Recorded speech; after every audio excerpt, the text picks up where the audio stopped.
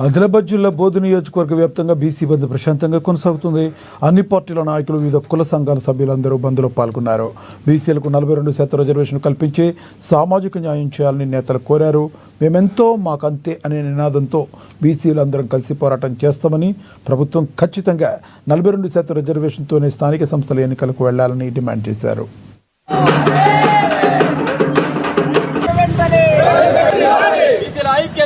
తెలంగాణ వ్యాప్తంగా ఈ బీసీ సంఘాలు ఇచ్చిన పిలుపుకు పెద్ద మొత్తంలో జనజీవనం స్తంభించిపోయింది.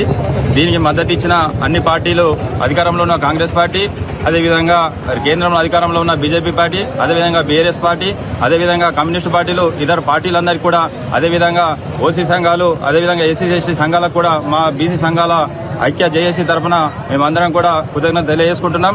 వెంటనే 42% రిజర్వేషన్ మన రాష్ట్ర ప్రభుత్వం ఏదైతే చట్టం ద్వారా తీసుకొచ్చింది, కానీ అది మళ్ళీ మన హైకోర్టులో కొట్టివేయడం జరిగింది. సుప్రీంకోర్టులో వెళ్తే వాళ్ళు కూడా ఆ పిటిషన్ కూడా తీసుకోకుండా రిజెక్ట్ చేయడం జరిగింది. కాబట్టి ఇప్పుడు అన్ని పార్టీలు కూడా ఈ బీసీలకు మేము న్యాయం చేస్తామని అంటున్నాయి. ఇప్పుడు మన మేజర్ 3 పార్టీలు కూడా కలుస్తున్నాయి. కాబట్టి మరి ఎందుకు ఈ ప్రాబ్లం అవుతుందని బీసీలందరూ కూడా ఈరోజు ప్రశ్నించే అవకాశం ఉంది.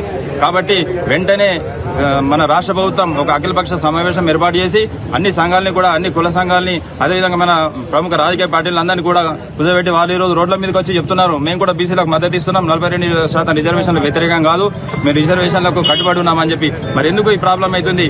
ఈ 56% ఉన్న రాష్ట్రంలో ఉన్న బీసీలకు ఎందుకు ఇంత అన్యాయం జరుగుతుంది? ఇటీవల మనం ఎన్నికల నోటిఫికేషన్ విడుదల చేయడం జరిగింది. కోర్టు స్టే ద్వారా ఈ రోజు దాన్ని ఆపేయడం